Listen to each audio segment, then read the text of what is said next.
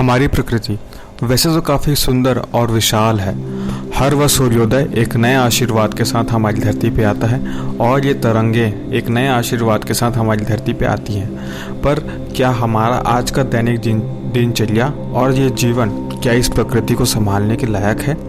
क्या हम अपने इस क्रियाकलापों से प्रकृति में खुश हैं? और इस प्रकृति का विज्ञान क्या है? क्या हम वाकई इस प्रकृति के लायक हैं? आज हम इस वीडियो में जानेंगे।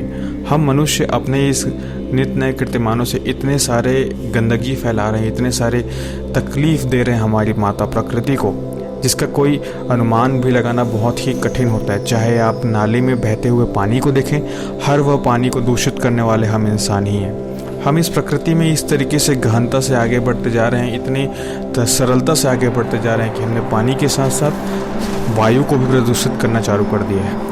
और इस वायु में भी, इस जहर में, हमारी ऊर्जा नामक जहर को इस पूरे विश्व में फैलाते जा रहे हैं। हमने वायु के बाद ज़मीन को भी नहीं छोड़ा।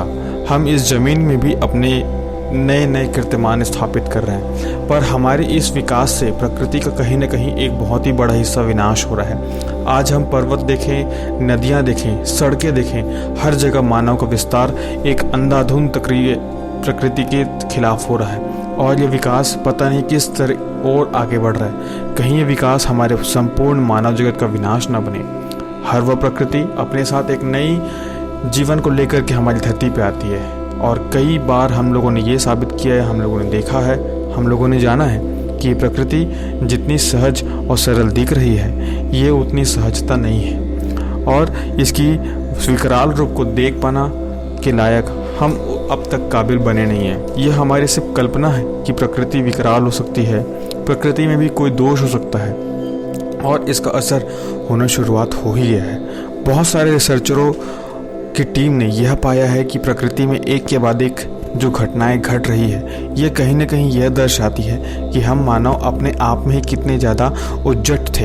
हम मानव अपने आप में ही कितने ज़्यादा स्वार्थी थे कि हमने अपने वन को नहीं छोड़ा। हमने इस सुंदर प्राकृतिक वन को अपने स्वेच्छा और अपनी कुछ आदतों के लिए काट डाला।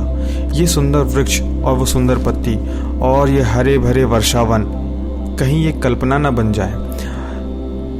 2015 की रिपोर्ट के मुताबिक दुनिया की लगभग 50% वन आने वाले अगले 20 साल में ख़त्म हो जाएंगे। और मैं ये जान के हैरान हो जाता हूँ कि बहुत से लोग, बहुत से बुद्धिजीवी लोग आज भी इस सब चीज़ों को नज़रअंदाज करते हैं। हमने जब इस चीज़ के बारे में रिसर्च किया तो हमने पाया कि इस दुनिया में लगभग आधी से ज़्यादा आबादी और उससे बहुत सारे जो प्राकृतिक स्रोत हैं वो 2030 के बाद इस दुनिया में शायद ही होंगे। और कहीं न कहीं इसके जिम्मेदार हम सब होंगे। आज ये प्रकृति का जो ये सुंदर वर्षावन है, ये सिर्फ कल्पना बन के रह जाएगा। इनमें उड़ने वाले बादल और उनसे बीच में झांकती हुई झाड़ियाँ और वह पेड़ सिर्फ और सिर्फ कहानी और वह किस्से कहानी में ही तक सीमित रहेगा। इसकी कल्पना कर पाना भी काफ़ी मुश्किल है कि हम अपने नेचर को, अपनी धरती को, अपनी प्रकृति को अपने आँख के सामने बर्बाद होता देख रहे हैं। और इसका जीता जागता सबूत आप देख सकते हैं। ऑस्ट्रेलिया में इतने बड़े वन में आग लग गया। आज अमेज़न पे इतने बड़े वर्षावन में बहुत ही गहन और विकराल आग लग गया। इस आग के पीछे कौन है? क्या हम हैं? क्या प्रकृति है? या प्रकृति का ही एक दोबारा व रिवर्स टर्न है? उनका ही प्रकृति का एक दोबारा मुंह तोड़ जवाब है? इस चीज़ को समझना पड़ेगा हम इंसानों को। और हम इंसानों को इस प्रकृति के स्वरूप और प्रकृति से परे एक नई सोच रखनी पड़ेगी। हमें अपने आने वाली पीढ़ियों को एक नई शिक्षा देनी पड़ेगी, उन्हें एक नया आकार देना पड़ेगा, उन्हें एक नया समझने की तरीके सिखाने होंगे। इस प्रकृति के तहत हर वो वर्षावन आज भी इतने सुंदर है। पर मेरा ये मानना है और हमारी टीम का ये मानना है, हम लोगों ने जब इस पर रिसर्च किया तो हमने पाया कि बहुत से वर्षावन आने वाले कुछ सदियों में समाप्त हो जाएंगे। पर ये काफ़ी दुखद बात है।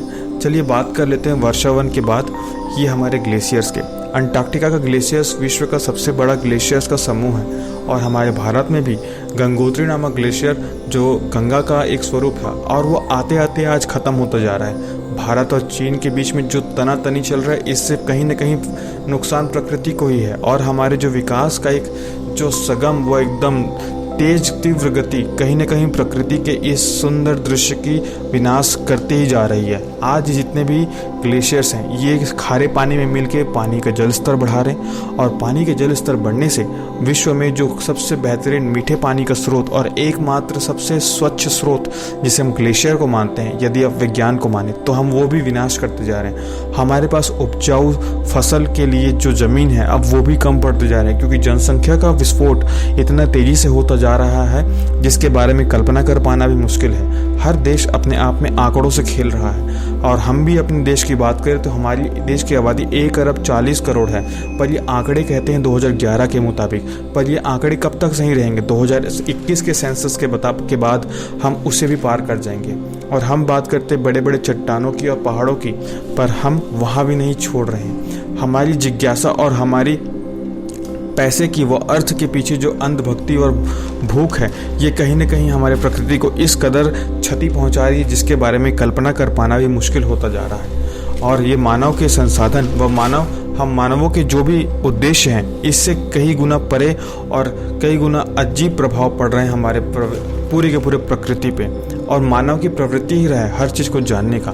आज हम उसके बाद ग्लेशियर के बाद हम देख सकते हैं कि जो भी इस दुनिया में अलग अलग जो भूखंड है, आइलैंड है, हमने उसमें भी अपने मार्ग बना रखे हैं, और हम अपने विस्तार को इस कदर आगे बढ़ा रहे हैं कि हमारी जिज्ञासा कभी शांत नहीं हो रही है। पहाड़ों के ऊपर से ये सूर्योदय कितना मनोरम है ये, और ये प्रकृति अपने आप में इतना ही सुंदर और कितना ही स्पष्ट क्यों ना हो, पर हमारी जिज्ञासा इसे छोड़ नहीं रही है। और हमारी जिज्ञासा हर वह प्रकृति की सीमाओं को तोड़ते हुए आगे बढ़ रहे हैं। हम चाहे पर्वतारोहण करें, अपने आप को आगे बढ़ाएं, या इस दुनिया में अपनी जिज्ञासा को शांत करने के लिए हर वह हद पार कर जाएं, पर प्रकृति की एक सरलता सहज स्वरूप को हम बर्बाद कर रहे हैं। मेरा ये तथ्य ये है, मेरा ये मानना है, और हमारी टीम का भी मानना यही है कि इस प्रकृति को मानते हुए, उसका सम्मान करते हुए, यदि हम इस प्रकृति में अपना एक छोटा सा भी योगदान एक सहजता से करें, तो चाहे वो हर एक फूल में पड़ने वाले ओस के बूंद हो या पानी में गिरने वाले एक छोटे से पानी के कण, हर वह प्रकृति का सत्व प्रकृति में ही मिल जाएगा, और प्रकृति का हिस्सा ही हम हैं। हम अपने आप को बस इस मामले पे आगे बढ़ा चुके हैं और ऐसे सोचते हैं कि हम ही सब कुछ हैं। ये फूल, पौधे, पेड़, जीव जंतु, ये सब के सब हमारे लिए बिल्कुल तुच्छ सा है। हमारे इस प्रकृति को समझना बहुत ज़रूरी है, क्योंकि ये प्रकृति जब इस धरती का विकास हुआ था, यदि आप एंथ्रोपोलॉजी पढ़ेंगे, यदि आप इस पूरे डिटेल में जानने की कोशिश करेंगे, तो आप जानेंगे कि हमारा मानव इतिहास मात्र 1.5 लाख साल में ही विकसित हुआ है, और धरती का इतिहास 4 अरब साल से भी पुराना है। तो आप देख सकते हैं हम अपनी इस धरती के हिस्से में लगभग 10वें हिस्से में भी नहीं पाते इस धरती के आयु काल में, बल्कि फूल, पौधे, जीव जंतु और दूसरे जो जीव जंतु इस दुनिया में थे और आज भी हैं, उनकी हिस्सेदारी हमसे कहीं गुना ज़्यादा है, और उनकी अगर आप आयु देखें तो हमसे काफ़ी ज़्यादा वो बड़े हैं। तो ये प्रकृति में ये कहना कि हम मानव ही उत्तम हैं और इस प्रकृति के सभी चीज़ों पे एक बराबर हक बनना, ये एकदम मैं मानता हूँ अब सरासर गलत है। आप हम अपनी जिज्ञासा को शांत जरूर करेंगे, पर इस प्रकृति की जो जल धारा, इस प्रकृति की जो एक समूचा धारा है, उसे आप बहने से, उसे आप खिलने से, उसे आप आगे बढ़ने से नहीं रोक सकते। उसे आप देख के बस समझ सकते हैं, और ये प्रकृति भी कुछ इस तरीके ही से आगे बढ़ती है। हार्वर्ड हो, ऑक्सफोर्ड हो, बहुत सारे अलग अलग देश और अलग अलग बड़े बड़े उच्च श्रेणी के यूनिवर्सिटी आज अपने आप को शांत करने के लिए और अपनी जिज्ञासा को आगे बढ़ाने के लिए इस प्रकृति पे बहुत सारे शोध कर रहे हैं, जिसका सबसे बड़ा परिणाम हम देख सकते हैं। नित नए कीर्तिमान हम आगे बढ़ रहे हैं, चाहे वह ओशियनोग्राफी की बात करें, समुद्र की गहराइयों की बात करें, या हमारी जिज्ञासा को शांत करते हुए प्रकृति को सहजता से बचाने की बात करें। हर जगह हम प्रकृति को देखते हैं, वो एक अलग ही नए और नित नए आयामों पे एक अलग ही दुनिया को बताता है, और हमारी जिज्ञासा जो शांत होने की जगह और 10 गुना बढ़ जाती है। हम अपने क्रियाकलापों की सीमाएं और अपनी कल्पनाओं को नहीं छोड़ सकते, पर प्रकृति का सम्मान करना भी उतना ही सहज और सरल होना चाहिए। मेरा मानना है और हमारी टीम का भी मानना यही है, इस दुनिया में जितने भी बड़े और त्रासदी आई हैं, जितने भी बड़े दिक्कतें आई हम मानवों ने झेला है, वो दिक्कतें अब तक कुछ भी नहीं है, क्योंकि ये जो दिक्कतें अब तक थी वो मानव निर्मित थी। एक दिन मुझे ये कल्पना करके कभी कभी हैरानी होगी कि किसी दिन प्रकृति का स्वभाव बिगड़ गया और वो पूरे मानव का सर्वनाश करने को आ जाए, तो हमारे पास क्या होगा।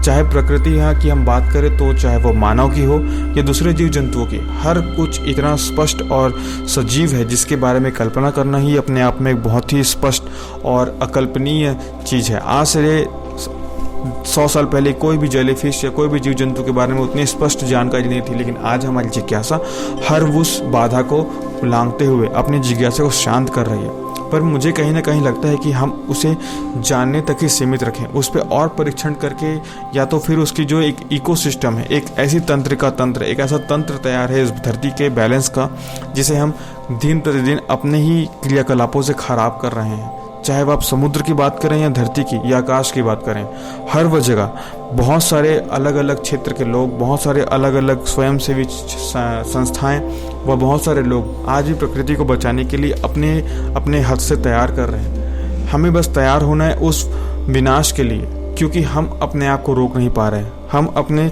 जीवट को रोक नहीं पा रहे हैं, हम अपनी जिज्ञासाओं को रोक नहीं पा रहे हैं, और जिज्ञासा तक ही शांत नहीं। सबसे बड़ी दिक्कत है यहाँ पे पूंजीवादी विचारधारा की।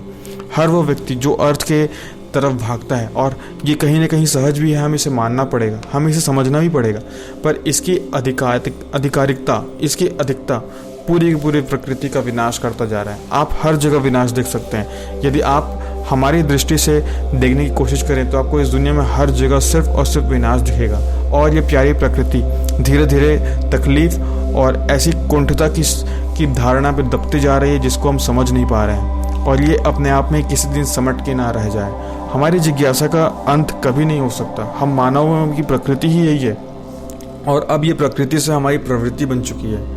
ये सुंदर जो प्रकृति है किसी दिन ये खंडर ना बन जाए, और सबसे बुरी बात ये, इस खंडर को देखने के लिए शायद हम भी ना बचें। ये इतनी सुंदर वन और इतनी सुंदर प्रकृति को बचाने की जिम्मेदारी हमारी है, और इस जिम्मेदारी को बनाने रखने के लिए आप और हमें आगे बढ़ना होगा।